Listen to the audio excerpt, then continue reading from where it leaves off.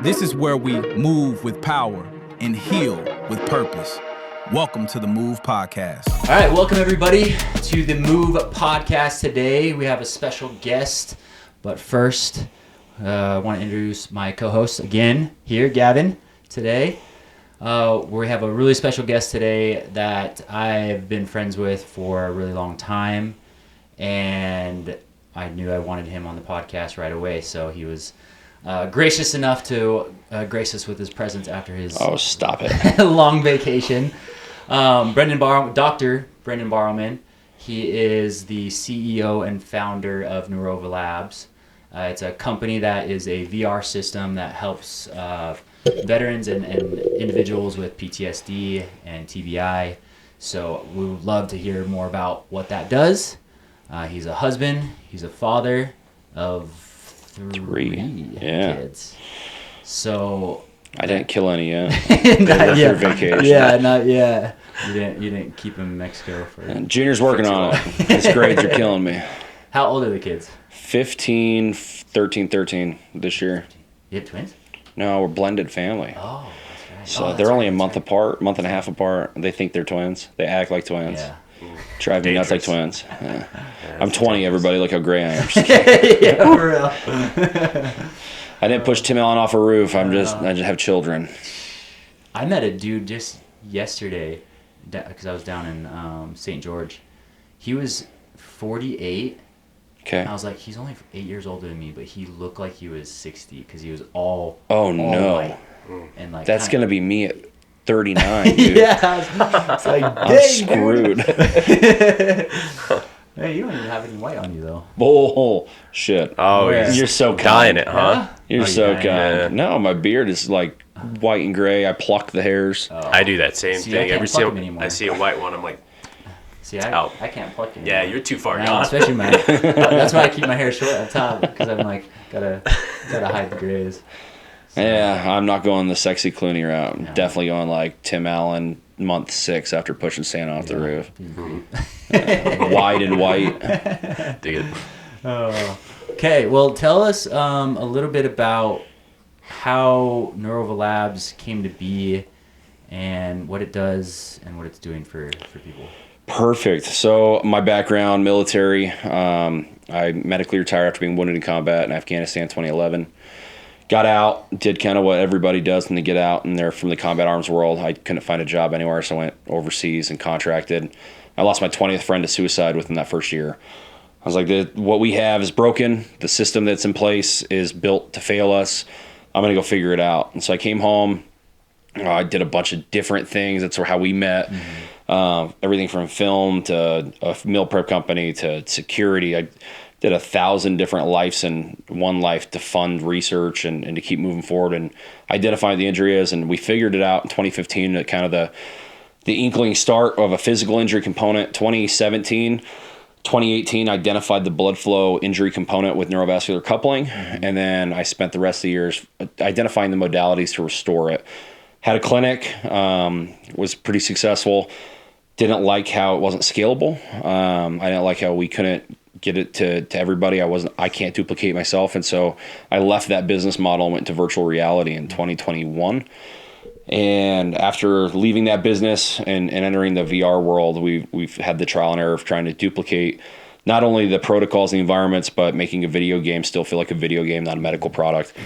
We've refined it to where it's at today. And, you know, it's successful as we're on a rocket ship right now. We're successfully concluded our first study with Orange County YMCA. We're moving into phase 2.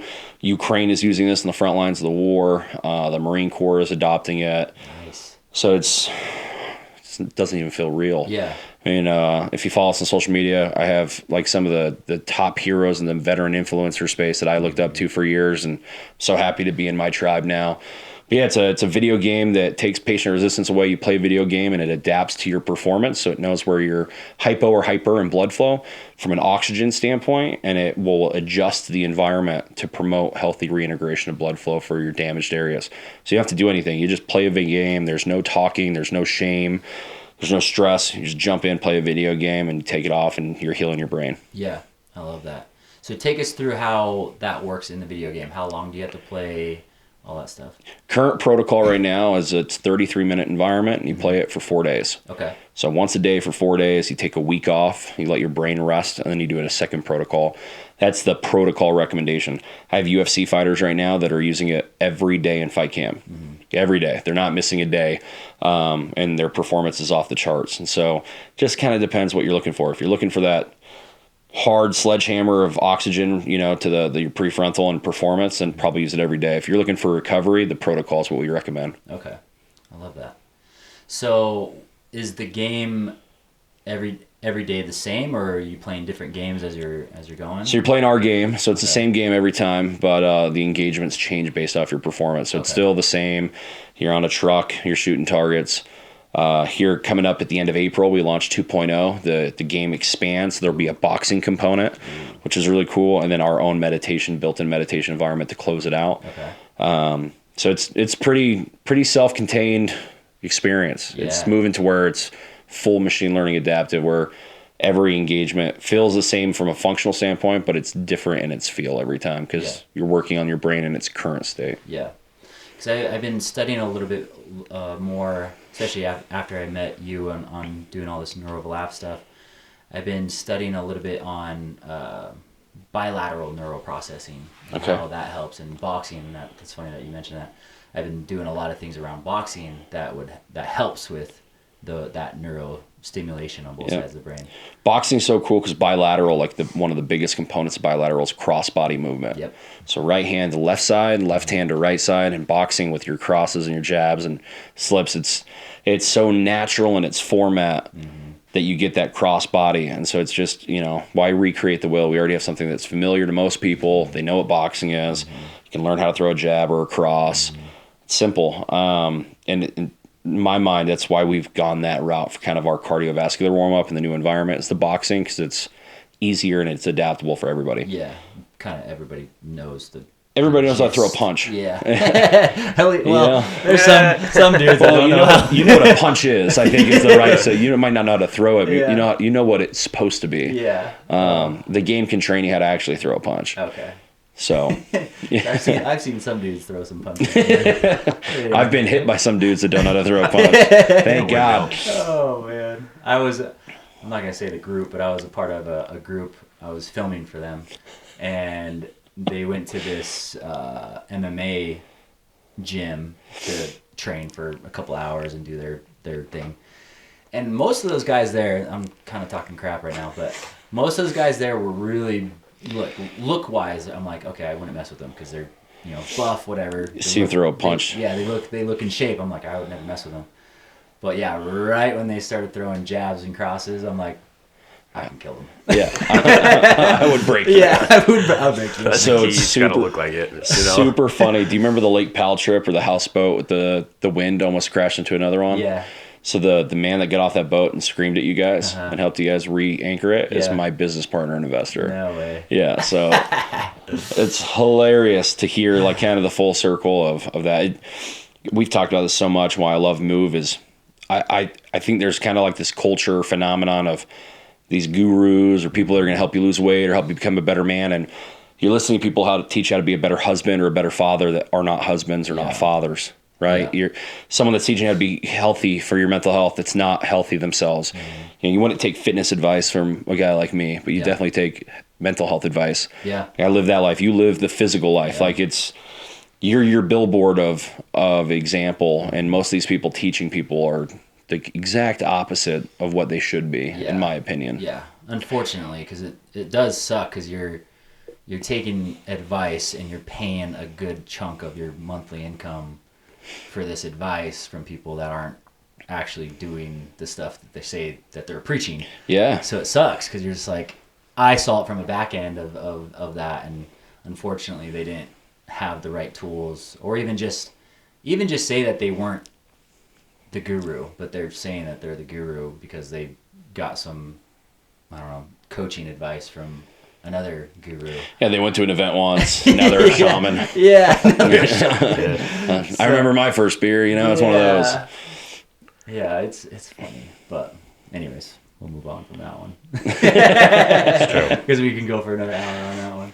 Okay, so the VR system, I guess you have any other questions from that? Hit me, Gavin. Yeah. Hit you I'm ready for the wisdom. for my windmill punches. I don't know.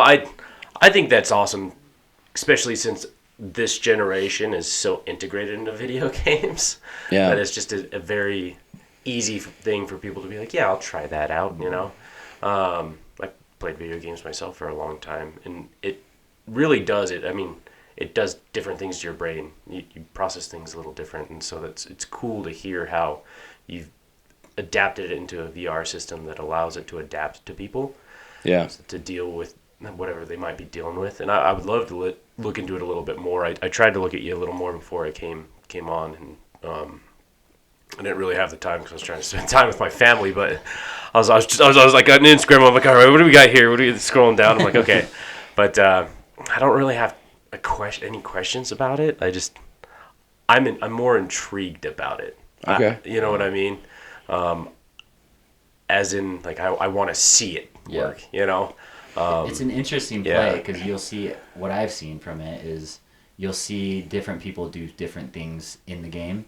Yeah. And like for me, when I played it, I zoned in, and got super quiet and locked in. I think my shoot rating was like 90 something. It was hot. Well, your accuracy was high. Targets hit was low, Yeah. and so you were taking your time, picking your targets. Not, I'm going to shoot everything. You were like. Yeah. Super focused. I remember because I was like, damn. He's on. He's good on that, but horrible. I'm so happy you're helping me because I'm done shooting with him. He's not like that. He's pretty good. But then there's other people that are just like, they're high stress and they're, missing and they're sweating and all that other stuff. So it's kind of cool to see the sweating comes from the trauma, which is really wild because like you and I both, I mean, you have video of me doing work outside of the brain, conventional, unconventional medicine to heal. And the men that I know that I've put through the headset, the way I like to explain is like we're in a room with light already.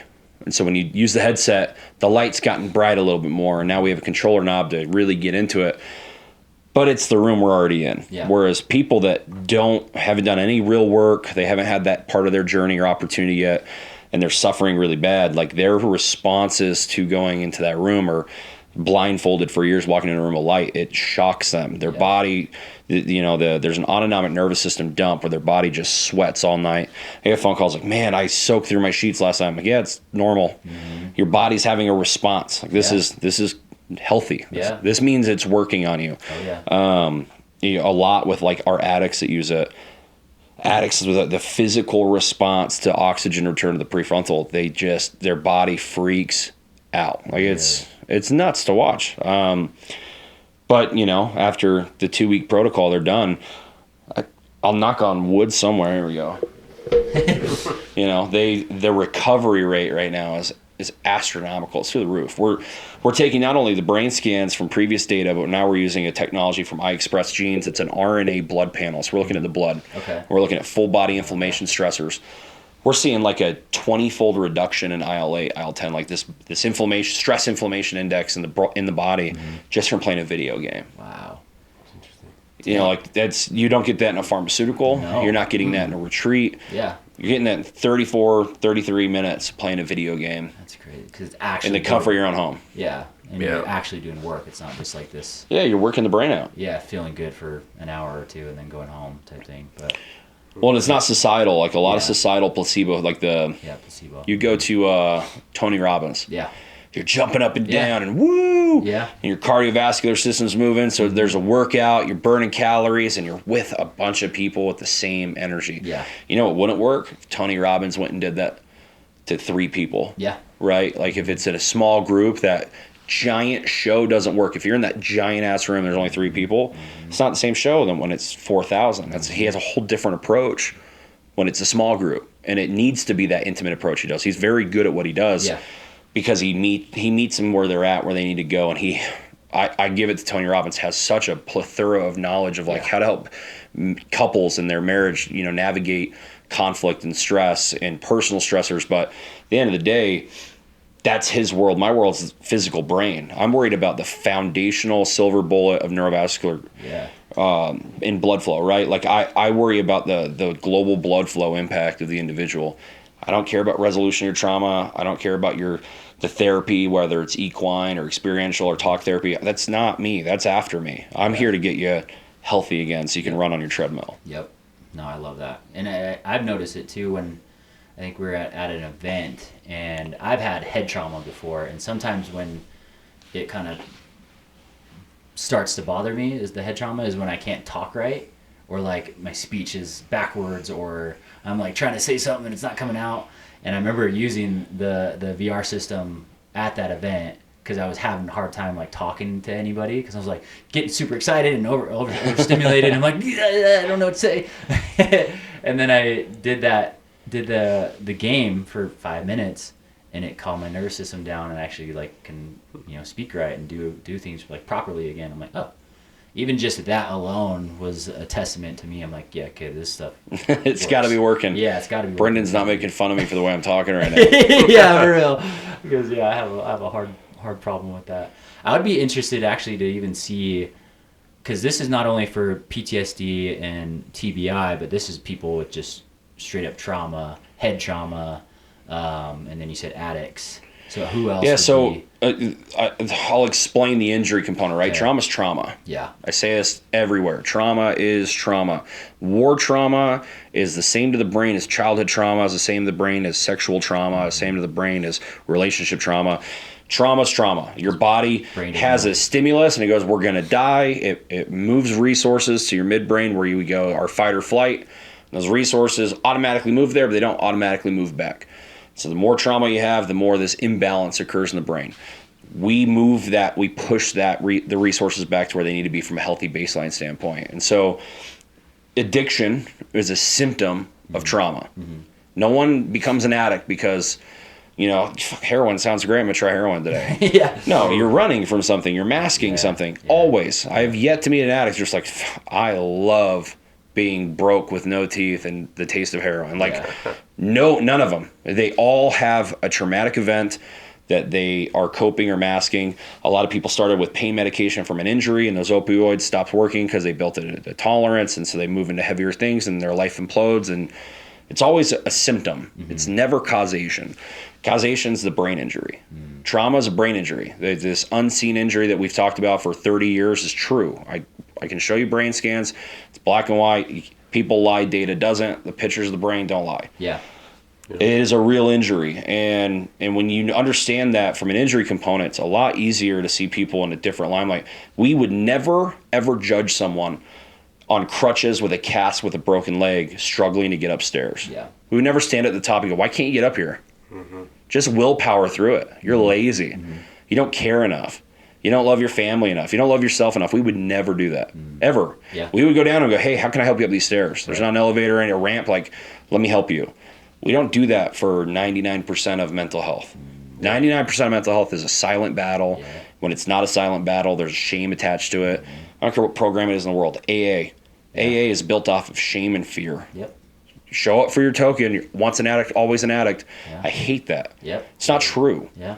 Once an addict, always an addict is false. Mm-hmm. I've cured many addicts. Guess what? Yeah. They're no longer addicts. Yeah. Because once an addict, always an addict is wrong. Prohibition, we were lobotomizing people. We created AA. Nothing's changed since then for AA. Yeah. It's always the same system. They were created not by medical. It was by a wife of a politician. And it was political in nature. And it was ran through a church organization. Mm-hmm. And it became the successful system it is now for, I don't know, a lot of people make money off of it and the steps and their bougie rehabs. Yeah. They're not helping a lot of people. Yeah. They don't track their success rates after 6 months because they're abysmal. Yeah. You know? You want them to keep Most clinics back. Don't track them at all. Yeah, let's make it really comfy and safe so you love it here so you keep coming. Yep. When you run out of money, sorry, we can't help you. Yep. Yeah. Mm-hmm. And it's always disgusted me with the system we were in because that's what was happening to my friends. My friends you could put them in an environment in a third world country with a bag of cash and a knife, and they'd run the country in 6 months. Yeah, they would ruin worlds if they had the opportunity. Mm-hmm. You bring them back to America, you put them in the comforts of America in their own home with their family. You put them in a bedroom, and they lost the fight. Yep. Why? And that question is what led us to this epiphany of it's got to be a physical injury. And we found it. Divergent thinking is your ability to think, if I make this choice, if I kill myself, how does it affect my wife? How does it affect my kids? How does it affect my friends, my employer, my neighborhood, my church? All of the normal things we would think about when we contemplate that thought. Yeah. It's just normal for us. The physical chain of that, the cognitive chain, lives in the prefrontal cortex. It's called divergent thinking. Yeah. I have scanned 30, 40 veterans, and all of them that are in the PTSD track have a maximized reduced resource to that part of the brain. Wow. It's a physical injury. Yeah. That's them at baseline. What happens when they get triggered? It's eliminated. It's gone. Yeah. That process cannot occur because the resources needed in the blood are not there. They're in the limbic system. And so I was like, well, how do I get blood back there? So at least baseline, if they get triggered, it dips, but it's still in functional range. Still kind of works, yeah. And that's how we've gotten to where we're at today. I love that. I love that, especially because I think it's crucial not only in the veteran space, but people, like you said, trauma is trauma. Your brain or body doesn't know if you're getting attacked by a lion or you're just sitting on the couch watching a scary movie. So it's just like that act of your brain igniting into this thing that causes that trauma. I think it's important for people to understand that we all have trauma and that we need that type of help, because some people will go to a doctor and get meds and then get on an antidepressant and it just numbs it and they think that works.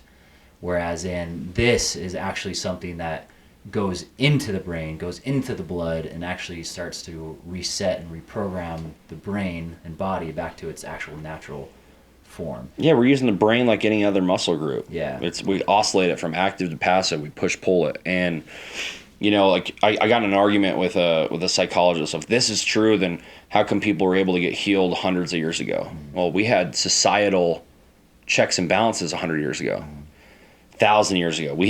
This generation we're living in now with this instant gratification, social media, the internet. I mean, I was alive before the internet. Yeah. We all were, right? Yeah. We all remember when telephones didn't have voicemail or caller ID. Like, we had the childhood of go out till the streetlights turn on. Yep. So when we experienced trauma as a kid, we had natural mechanisms built in of physical exertion and activity in our environment, the way we were living, where at least that cardiovascular pump, right, was somewhat offsetting it. It was pushing that blood flow.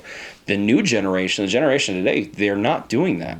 No. They're sedentary. They're going to school. They're sitting for 5-6 hours. They're going home. They're sitting. They're playing video games that are built to hijack the brain's pleasure center. So you play more of it. Yeah. So you buy their battle passes and you buy their things and generate revenue. And they do that with social media for women, for clicks, for teenage girls, and filters. And we live in an environment now where all of the old mechanisms and safeguards we had society-wise and just lifestyle-wise are gone. Yep. They don't exist anymore. No. Manual labor is very rare for American public. That's why there's an epidemic of it.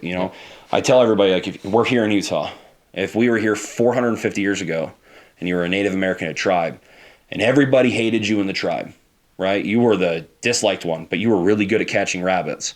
You knew where you rated in the tribe. I'm the rabbit catcher. Yeah. Don't care if we have an argument. I'm good at catching rabbits. Society doesn't have that anymore. Yeah. I have 3 children. My 3 children struggle immensely. Like, where do I rate? Yeah. They ask questions, and I'm sure every parent watching this that has multiple kids gets who's your favorite kid? Yeah.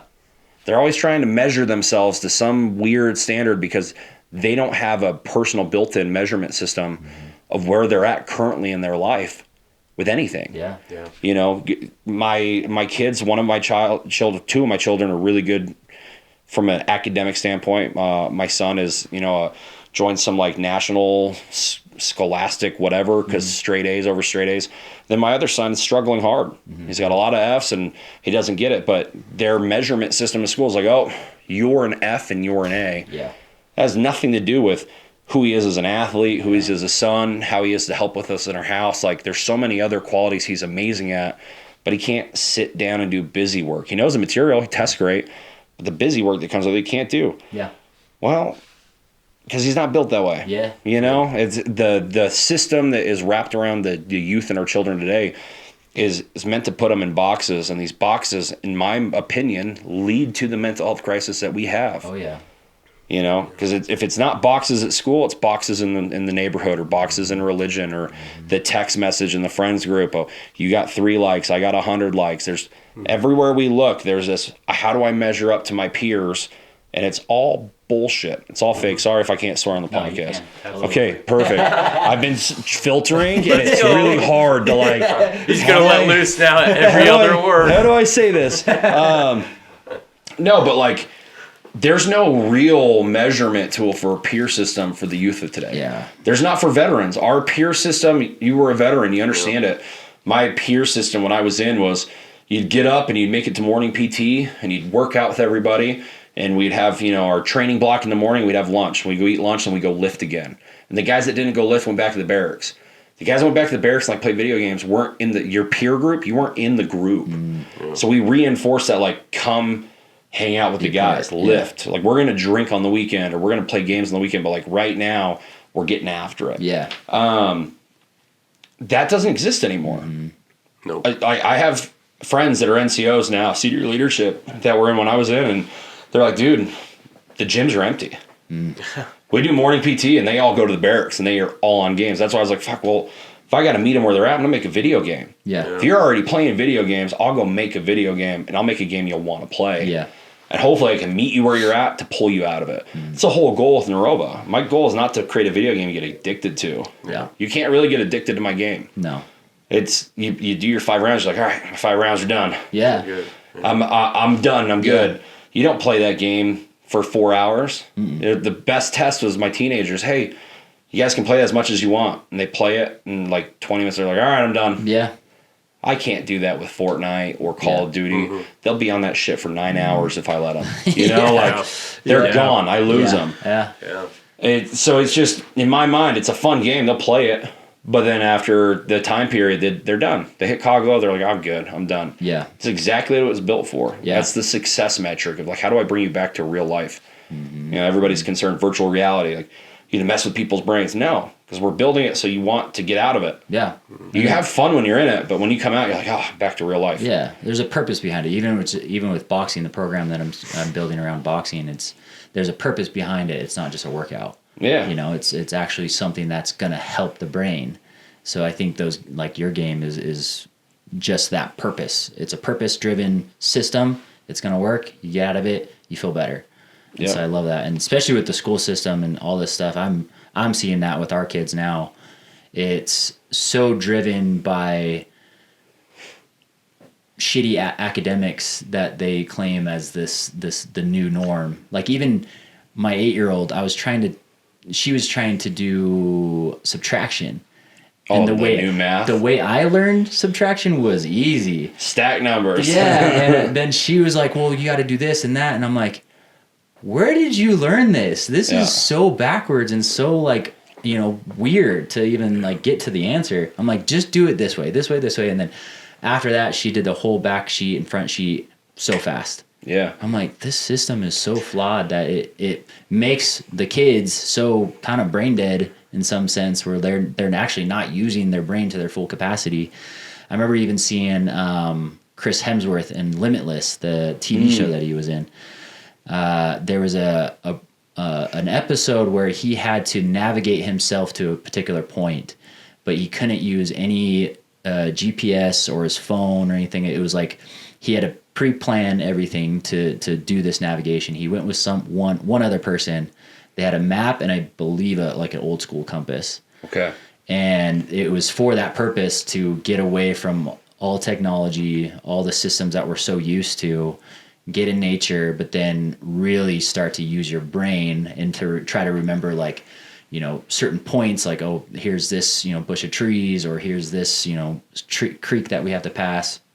So it's a lot of things that stimulate the brain that haven't been stimulated before. He actually had to do it. And he said it was like the most challenging part of all the episodes, or one of the few of the episodes that he said, because he was so used to technology. He was so used to the ease of his phone, or, you know, the ease of news and all these things that were accessible to him.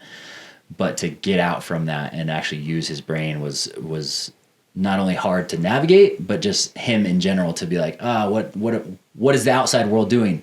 You know, I got to know type thing. And for him to just sit in that space of his own way and path, it was really cool. And it excited me because I'm like, oh God, we need to do that more to be able to like get away from technologies. And I tell people all the time that because it's so funny. I didn't see that part. I saw when he swam with sharks. Yeah. I got an infantryman here in the room with me. Yeah. Land nav is like second nature. Yeah. Like you learn it, so it's not hard. But like, what's really funny is land nav in the mountains for me is easy. Yeah. But like, I grew up in the time. Like I remember before GPS, where you had a map, and then I remember MapQuest come out. Yeah. And you print your MapQuest off, and you'd put your two. Like I had like Scotch tape, and I like tape them on my dash. I had to drive from Utah back to Fort Riley in Kansas. And I was in my 72 Stingray Corvette. I thought I was a badass. And I got my MapQuest taped up. And I was like halfway through Denver. And I had the window down. And they went, oh. And I was like, oh, shit. So I had to pull over a gas station and buy a map. Yeah. And I grew up with my parents always having maps. So I didn't know, like, where do I get the maps? They're in the corner. Yeah. No gas station I've been into has maps anymore. No. Yep. You can't find them. Like, I think my wife bought a couple maps for Utah off Amazon. Like, you can't find them in a store anymore. They used to be, you'd walk in, they would spin, and they'd have maps of every state and gas stations. Yeah, or even every county. But it took cognitive effort to drive. Yep. Cars nowadays are getting to the point where the cognition and the need to be focused on there is gone. Yeah. We talk about how horrible it is for distracted driving with, like, the phone in your hand or eating. I don't like Tesla, right? Yeah. The self-driving thing removes the cognition from it. Well, if you're not cognitively engaged, if that thing goes wrong, you have to take over. Your reaction time's abysmal. Yeah. It's even worse than if you were on your cell phone and driving. Like, I think we're simplifying our lives so much. We're losing the resiliency that we build when we have to do cognitively intensive behaviors. Yeah. And we don't have the tools for that. And so, like, Neurova Labs to me is more than just a recovery tool for PTSD or trauma or TBI or performance. My UFC fighters use it for performance. Yeah. We have a golfer that's using it for performance. It's more than that. For me, it's just a cognitive tool of like, how do I put pressure on myself that I'm utilizing some brain power so that way I have that engagement throughout my day. And for me, that's like the best use of the tool because I've already done so much work to heal myself. So like, back to my analogy, I'm in a bright room already. I had some light to it. But I've engaged that light. Yeah. Like I'm actually sitting here. I'm present with it. I'm engaged versus, like, oh, this is cool, and you can lose it at any moment. Yeah. Any moment that light can go out. I'm not losing that when I'm engaged with my technology. Yeah. And it's funny that you talk about that. I was just thinking about our new car has a system where you can allow it to stay in the lane. Oh man. But then also, if you're on cruise control, it will, like, if a car kind of pulls out in front of you, it will kind of slow you down and kind of give you that space or whatever. I thought it was cool, but then I'm driving down to St. George in my other car that's not anything technology-wise there, and I was getting so used to our new car doing that I was on cruise control and thinking that this car would slow me down, and it wasn't. I was like, rear end. Yeah. I was like, dang. So I realized from that point, I'm like, I'm not using that system in that car anymore because it's I'm not utilizing the whole part of my brain to be like, brake, stupid. Yeah, it's making it more dangerous to be behind the wheel. Well, I think too, I mean, technology, it's a great tool, right? But through evolution and technology, like, we're unevolving as humans because technology is making everything easy on us now. And so now we just rely on it. And I mean, there was a study done that I had seen that our peripheral vision is actually getting worse because we're staring at a phone now. Like, we're unevolving because we're getting so comfortable using these technologies. And so it's kind of sad to see, you know, and people are sold that comfort. They're like, hey, look, like, yeah, this is good for you. This makes things easier. And everybody's like, yeah, it makes it easy. It's like the movie WALL-E. I love this. I keep going back to the movie WALL-E, dude. It's sitting in a wheelchair sleeping. That's what we're going to be, you know? If I had a hover wheelchair, I'd be in it all day. It's a big old wheel. Those things are fast as hell, too. Like, I was like, damn, that'd be fun. But, no, I to your point of unevolving, I don't know if we're unevolving or we're not evolving fast enough. Yeah. You think so? Yeah. I think it's we're not catching up quick enough. Yeah. Our brains, we've gotten to where we're at now from thousands of years of evolution, pretty much kind of even keel outside of the last 500 years. Yeah. You go back 500 years ago and you're like, damn, the world looks pretty normal going back generations. And then you get into the industrial age and it's like, oh shit, every generation after generation, every generation lived long enough to see the next phase coming in. Mm-hmm. You know, like my grandparents, like they no TVs, right? Radios were rare, and icebox were legit. You put ice in it. It was an icebox. There wasn't a fridge. Mm-hmm. Your stove was wood fired. Like, they remember that, and I'm like, yeah, it's crazy. You had a town blacksmith? Tell me about that. Like, you know, now I can get on my phone and order DoorDash, and I can order food from 3 cities away that comes straight to me, and I don't have to worry about anything. Like, that convenience that what my grandparents experienced in their entire lives versus what I've experienced in the last 2 years in ease of comfort, new technology breakthroughs, they don't even relate. Yeah. What we're experiencing right now is like being waterboarded with new innovations constantly. Yeah. There are new innovations. Just think 5 years ago, there was no Chat GPT. Yeah. Oh, yeah. If you needed something, you had to Google it, you had to go into Word, you had to figure it out, you had to really put effort in and build something out. I can go on ChatGPT right now and say, hey, I need this document for my company set up, and I need you to think of this, and give me 4 different examples so I can pick from it. And you'll have it, it's the microwave of communication now. Mm-hmm. I got rid of LinkedIn. I deleted my LinkedIn because every LinkedIn post I saw on my feed, someone just went on ChatGPT, hey, give me a post for LinkedIn today. Yeah. Oh, yeah. It's so easy. I'm like, I'm done. Yeah. This was a networking for business. It's turned into business, social media, who can look like they're doing better than everybody else. Yeah. That's all LinkedIn has become.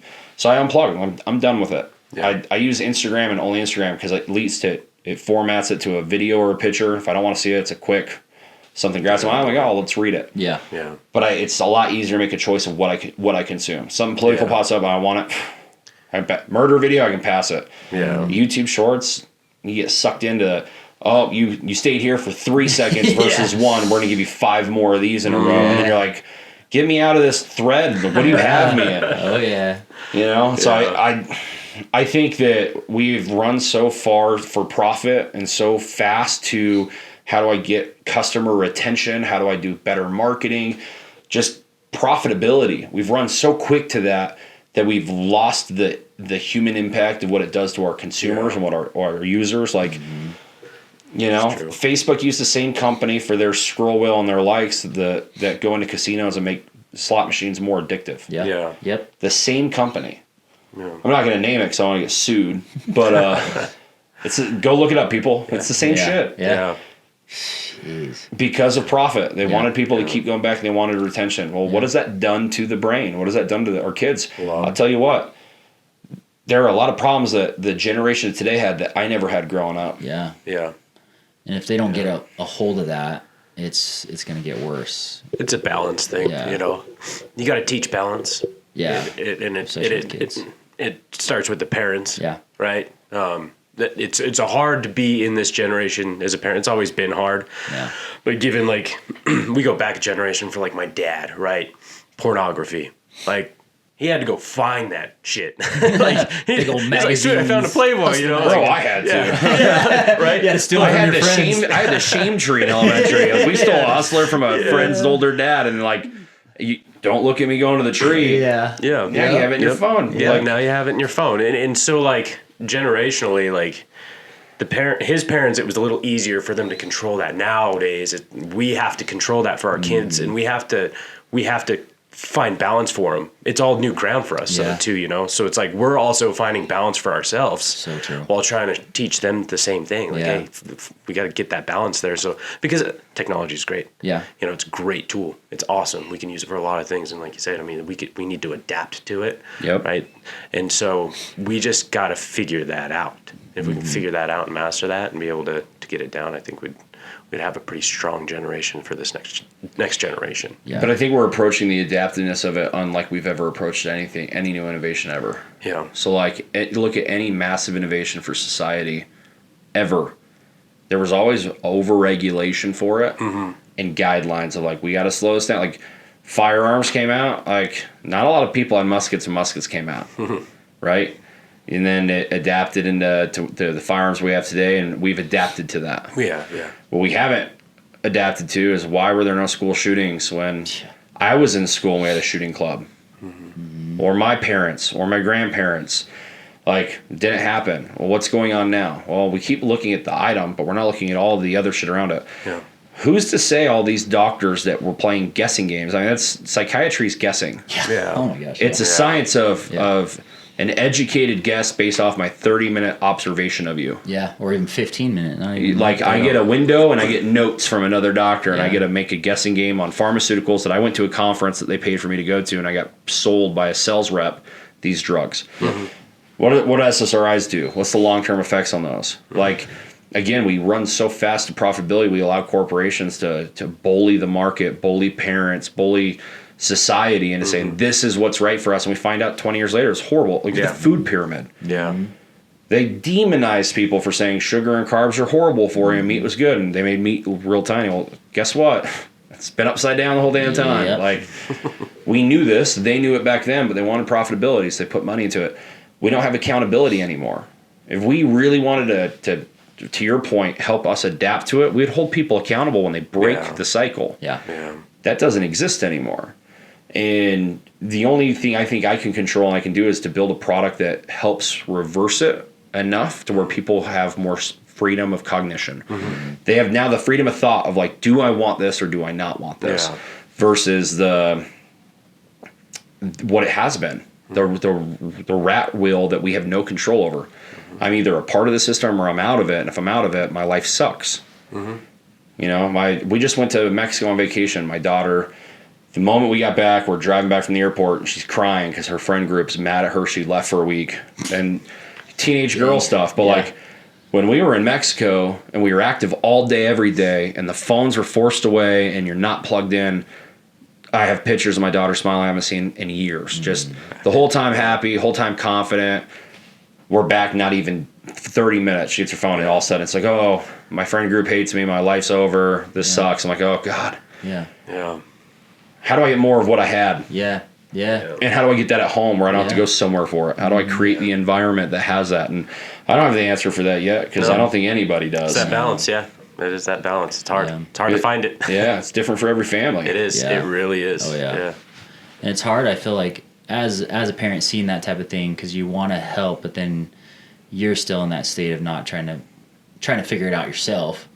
Like even my 8-year-old has a really hard time with her friends like that, and I was telling Gavin about this last week, but she thinks that she's not fun on her own or by herself because she needs outside sources to make her feel happy and blah blah blah this and that. I made her for the last 2 weeks do things on her own, and it had to be basically 3 hours worth of her doing all these different things on her own. Like that's awesome. On her own. That was the thing that was written on the mirror, right? In the bathroom. I loved that. Yeah. I read that. Yeah. And it was kind of scary for me to do because I'm like, this is 3 hours worth of an 8-year-old trying to focus on these few things, these few things a day. I was like, okay, I'm just gonna do it, and force her to do it, and she did it, and like it's crazy what, even just brain wise, how she was so calm, centered, and relaxed into herself, and she was like, that was actually fun. I'm like, see, you do have fun on your own. So even just that alone, I'm sure it did something neuroscience wise to her, but it's the fact that she thinks as an 8-year-old that she's not fun. But I tell her all the time, I'm like, you're great in who you are now, but your friends or the people outside of you are saying otherwise, and that sucks. So you're trying to like fight this battle of like, you're great, you know, but then they're teetering on that board of like, I'm not.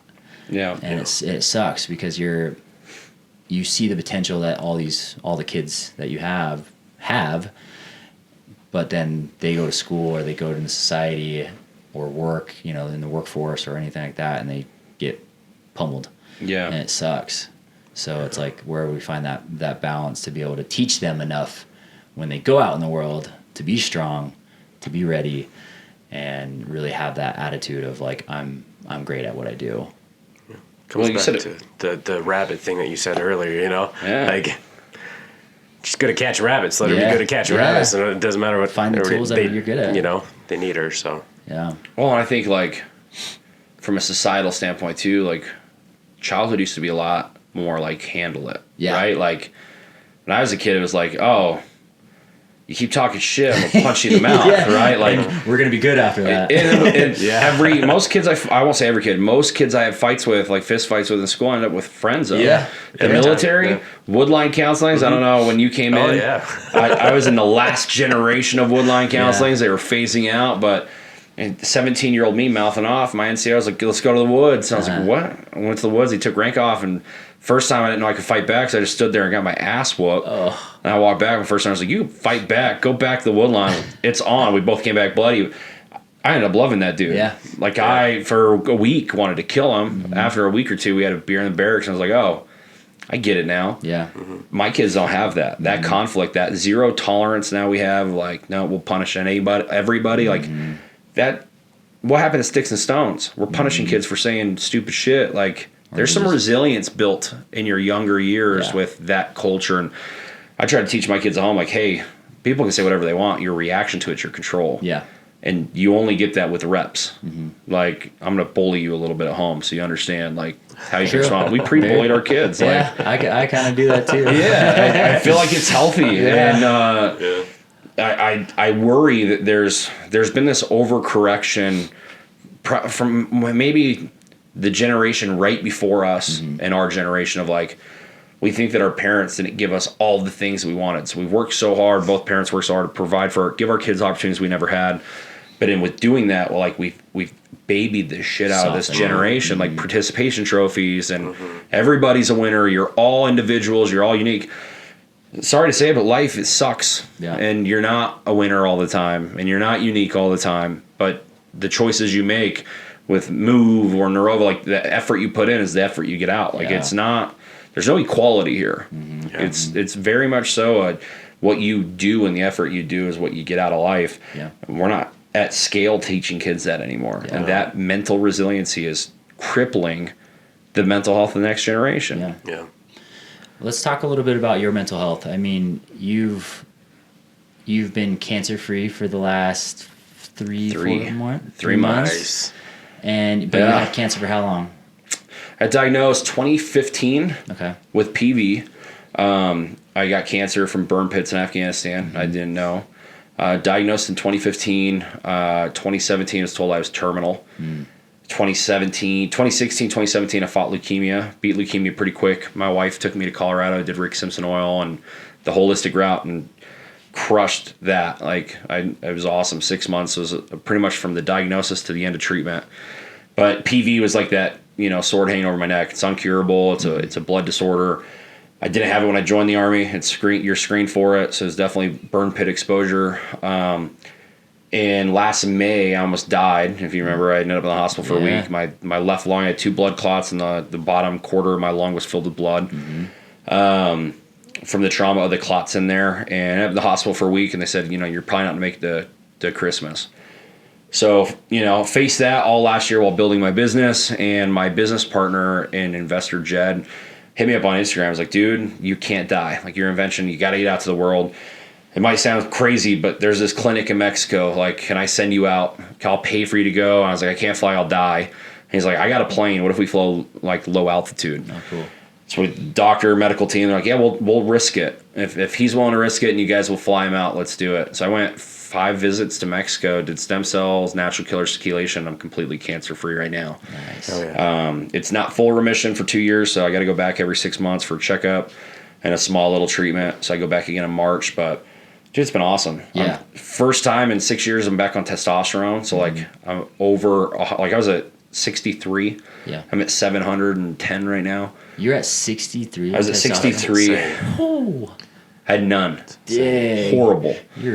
Oh, it sucked. It sucked. Life sucked. And now I'm on it. I'm like, God damn, this is what drugs feels like. Like, I see the appreciation because life feels so much better. So like the last I would say the last 3 months, so like beginning of Christmas to now has been crazy for me. I feel like a different life, Superman a little bit. I have energy in the gym to lift heavy again. But from a mental health standpoint, I got really lucky. Like I feel like I've had a good tribe for so many years of good men. Like I've known you for what? We met in 2017? 2018? Yeah. Mm-hmm. Known you for a long time. Mm-hmm. And like having good people around you, mm-hmm. you know, there were times where I was struggling, I'd pick up the phone and call you or vice versa. Like it's just having good men around me for so long. I feel like I've always been blessed because I know that that's not the norm. Mm-hmm. I'm a very rare circumstance to have that network and tribe. I wasn't alone. Yeah. You know, I had a period in my life where I was alone for a couple of years and it sucked, but most men live that always. Yeah. And it's heartbreaking because you have these, you know, pariah vampires that prey on those kind of men. Like, I can give you a tribe and a community, give me a bunch of money. It's like, really what you need to do is you need to find like one or two dudes in your area and just start doing shit together. Yeah. And you're going to have it no matter what. Yeah. Like, spend your money doing stuff with them. Don't go looking for a guru or assistants or a men's group. Like, just go live life. Yeah. Get out of your house. Yeah. I think a lot of us are too stuck in the rat race of work and then home. Yeah. Yeah. And a little bit of time with our families when we squeeze in, back to work. And that's the grind, and it's lonely and makes you angry and resentful, and you feel like life just sucks and isn't fair. Yeah. But the moment you kind of make some space for yourself and you find a couple dudes around you, like life gets so much better. Yeah. You know, the 3 best days of my life was when I married my wife, my kids were born, and then, you know, meeting friends and actually doing things with my friends. Yeah. Like, it's crazy to me how much of an impact it has on your well-being of having friends outside of just your spouse and your kids. Like I think for men and women, we need that influence. Yeah. Like it's a must-have. Yep. Kind of puts you in check too, to talk to another man and be like, hey, this is what I'm going on at home. You know, and then he calls you out on your bullshit, you know, that you're doing at home. He's like, well, you're fucked up, dude. Like, fix yourself. And you're like, yeah, you right, you know. But it's good. Right. It is good to have that. That recently, to what you were talking about, that's kind of where I was about, when did we meet? Like, back in July. Yeah. Mm-hmm. Oh, wow. It was last July. It was just about a year ago. Time. Yeah. And I was kind of in that space where it was just like, I didn't have anybody around. And I just was like, dude. And I was just spiraling. Yeah. Every day, you know, in the daily grind, work, home, and I was just like, I'm fucking losing it, man. Mm-hmm. And then we met on a movie set, which was weird for me. I never thought I would do something like that, but we met. Dope. You know, I was like, oh, because they were like, we need military people. I was like, I got military gear. I'll show up. And I'll do, you know. So I showed up and I met him, and it's helped. Like, and my wife's even said it. She's like, you've changed a bit, you know, just being around and having the ability to talk to another guy and you know, be called out on my bullshit if I'm saying something or doing something, or just like looking at him and as like, even just as an example of a man, you know what I mean? Like I'm seeing the things he's doing awesome, and I'm like, I want to do that too. Yeah. You know what I mean? So and vice versa. It's helpful. I think it's, with both of you guys, I think it's a great example of what you have done, you know, in your own journey, especially being cancer-free now. It's like, God, like, you know, if I got that news, you know, how would I react to that? And I feel like from what I've seen from you, you've been so positive, so strong throughout all of it, whereas then some people could just fall. Again, the exception of the rule, right? Like I got blessed or cursed, however you view it. I view it as blessed. I got to go to Afghanistan and experience true human suffering. Like true human suffering. You know, losing 8 friends on a deployment, being thrown into a unit that I didn't train with. You know, I was with 4-4 Cav for 3 weeks. Like I was supposed to go to Iraq. I was on routine. My son was born. Supposed to go to Iraq and have a cush, you know, gun truck deployment.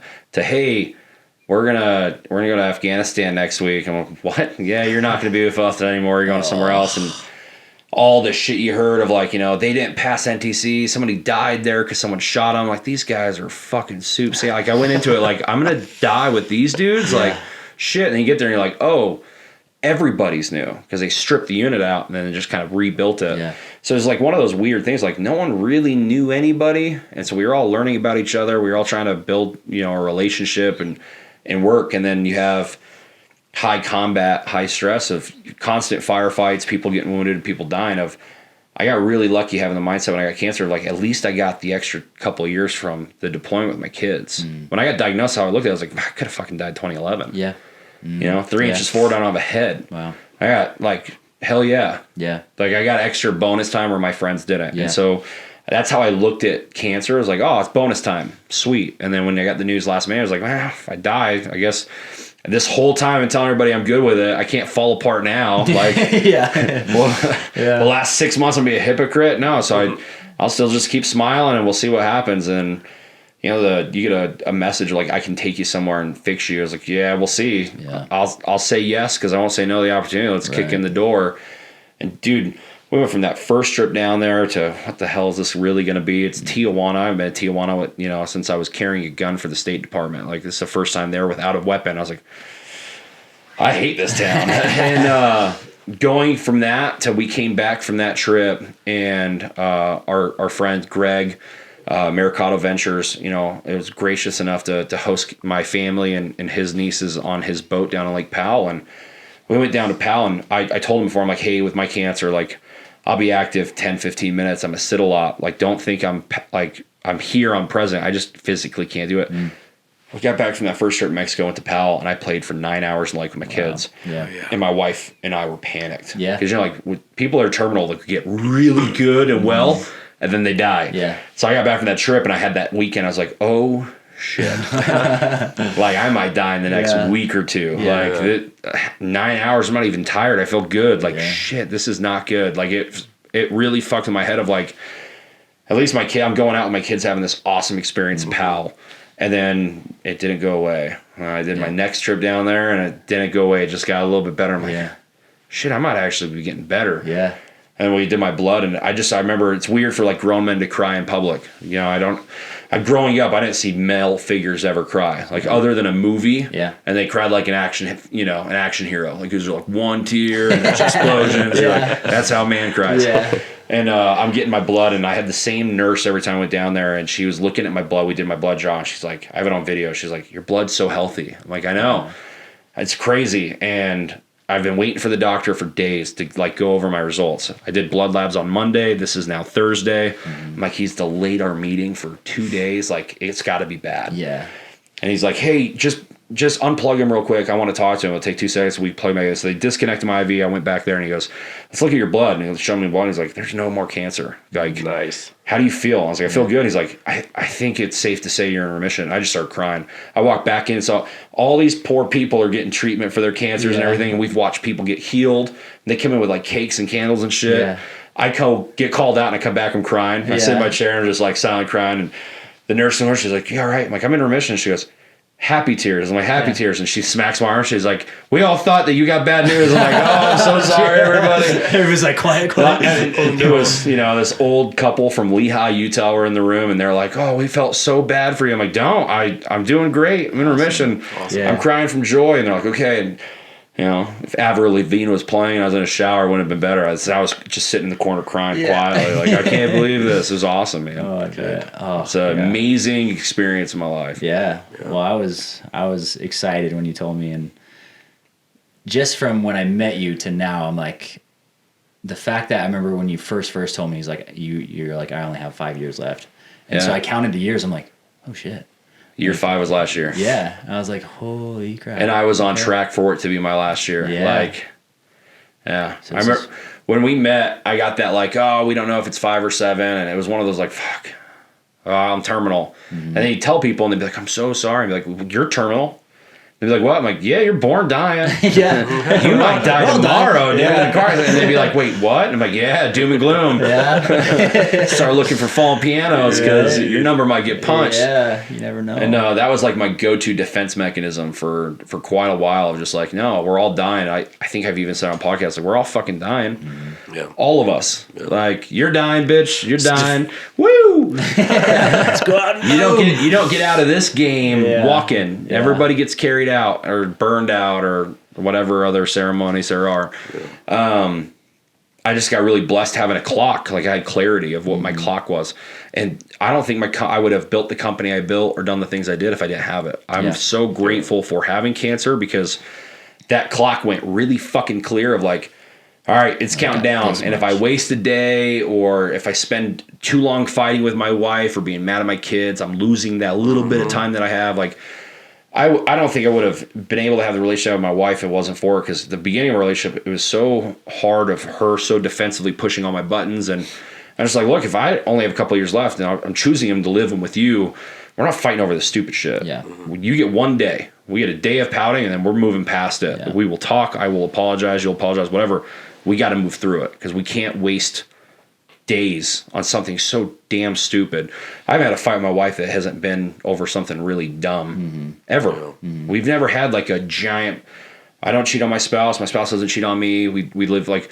The big problems some people have because somebody's being a fucking idiot, we've never had because we've made the right decisions. Yeah. And so I'm blessed in that because I know it's not normal. And I'm blessed that my wife realized, I think, kind of in that, like, we can't fight over these stupid things. These stupid things we're fighting over because we don't have big things to fight about. So we're creating drama for drama's sake. Yeah. And, my wife's my superhero. She allowed me to build this business by being the breadwinner for 6 years. Nice. Which is like, go build our future. I got today. Yeah. And now we're in the point where she's retired. She's being able to do her stay-at-home life. And hell yeah. We're building our future. Like, it's real. And we did it together. And I know you and Sash, like, it's the same thing. Like, it's let's jump in this shit together. We're in the boat together or the boat sinks. Oh, yeah. Yeah. You can't cut a boat in half and go two different ways. Like, it's all or nothing. Yep. And we jumped in the boat together right out of the gate, and then COVID right out of the gate was like, thank God, you can't run from me. You're stuck here. I was so petty. Like, we'd get in an argument, she'd go to leave like the park, and I'd grab her mask by her keys, like, not going into public. Yeah. You got no mask. And then she would just go without a mask because she didn't care. But my wife's awesome like that. Yeah, I'm very lucky to be on the margins. Yeah. Yeah. I know how lucky I am. Things could have went a different way, and I could be in a different position. And I'm so thankful that they went the way they did. I love that. Well, I love that you are creating this for people that have trauma. I think it's a really good system. I think it's something that everybody needs to have in their home. And kids, I agree. If you're watching this, kids need it. Our parents, we do. Every generation needs this system. So where do we find and how can we get a hold of these systems? So NeurovaLabs.com, which I'm sure you're going to put on the screen here. Cut in. It's NeurovaLabs.com. We have a new gen coming out at the 1st of May. Okay. That we may put it as a commercial release. So right now we're working with institutions like the YMCA and the Marine Corps and Ukraine, and we're kind of trying to do very controlled releases. I don't ever want to put out a product I'm not proud of. Yeah. And from a consumer standpoint, I want to be proud of it in a current state because there's a lot of hand-holding. The new version we're building, the hand-holding's removed. Okay. And so we're going to be building the model that's fiscally reasonable for families to be able to have it in their home. I don't want someone like my clinic was $60,000 for 2 weeks inpatient. I want this thing to be under $5,000 total forever for the family. Yeah. You're buying it one time. You can use it on everybody in your household. Yeah. Neighbor struggling, borrow my headset. Yeah. Like, I want that community again with a product. I want a product that like people are proud of. Like, hey, let me lend you this because it's going to blow your mind. I remember like when I joined the military, my leaders would be like, hey, I'm going to lend you my book. Read this book on leadership. Yeah. By Simon Sinek. You'd be like, oh, okay. You're in the bear. And all of a sudden you're done with the book. You're like, oh, shit, it was a good book. Mm-hmm. But it was a physical book that I would give back, That I don't do that anymore. Yeah. It's all digital. Yeah. And so that's kind of the thought process. How do we build something that benefits the community, that is community driven? And that's why I'm really happy we're building the partnership we are with the YMCA out of Orange County, and hopefully nationally as we take and roll this out, is their process of what they want to do for their community and serve their community matches our mission so identical that we fill a gap for them that they have, and they fill a gap for us of community trust and support because they're actually doing something in their communities, and they have such a history of working with these communities. They're in 168 countries. Wow.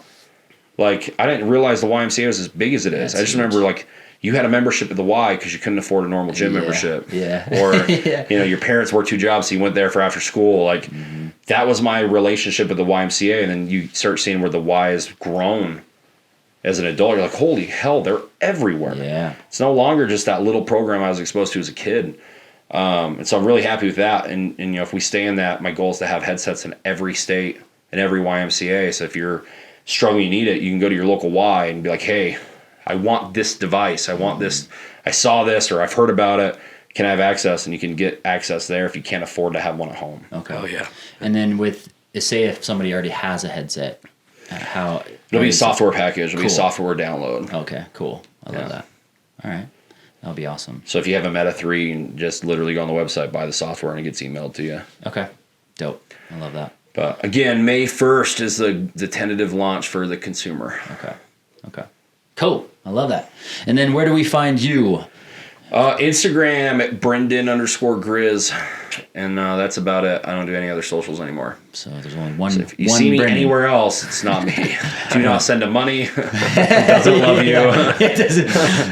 I have to make that clarification because I've had people impersonate me on multiple things, and all of a sudden I have some lady, I gave you money. I'm like, you've never given me money. Yeah. Like, how much? wow. Yeah. How much was I worth? Yeah. Damn, I missed my calling. Bad business plan. Yeah. No, Instagram only at Brenden_Grizz. It's the only social media I use. Okay. All right. Well, you heard it here, guys.